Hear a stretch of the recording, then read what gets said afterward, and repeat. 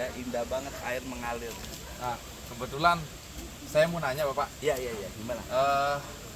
bagaimana caranya supaya bisa fokus? Nah, kadang-kadang yang saya alami sekarang ini, saya sudah ada bahan untuk saya bicara, gambaran, tetapi kadang-kadang ada pikiran macam-macam masuk, akhirnya buyar.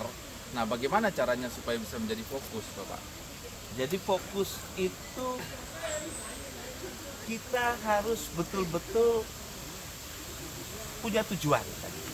Ya, jadi kalau kita nggak punya tujuan nggak fokus. Ya, jadi tujuan dulu, dibangun tujuannya apa nih? Kita mau fokusnya kemana? Tujuannya kemana? Ya, Mas Rahman di Lombok NTB. Mas Rahman ini kalau mau sukses pegang produk, arahnya kemana segmennya, fokusnya? Apakah di general trade? Apakah di modern trade? Apakah di special outlet? Ya, channel distribusinya itu dulu. Jadi kalau kita menjual sebuah produk tidak sesuai dengan channelnya, walaupun fokus gagal. Jadi harus dijelasin dulu nih. Harus produknya tepat di channel yang tepat. Itu yang pertama dulu. Jadi misalnya kita jual garam, tapi di apotek nyambung nggak? Enggak nyambung. Nah, ya kan?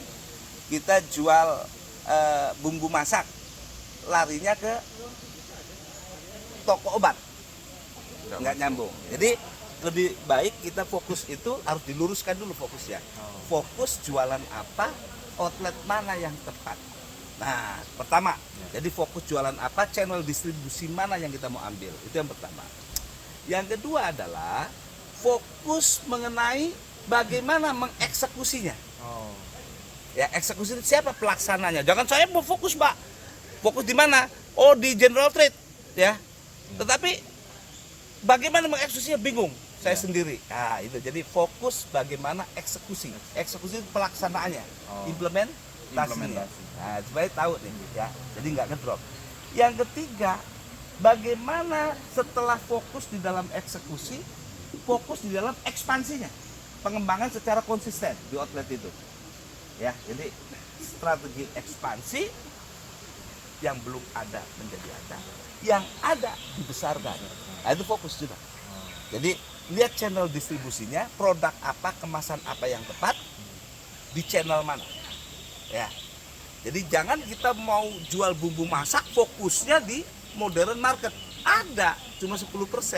Fokusnya harus di pasar tradisional, macam gitu. Jadi, nah baru ada berapa jumlah pasar tradisional? Oh, ternyata kita baru 5. Itu kita rawat yang 5 itu supaya jadi market leader di pasar tradisional itu.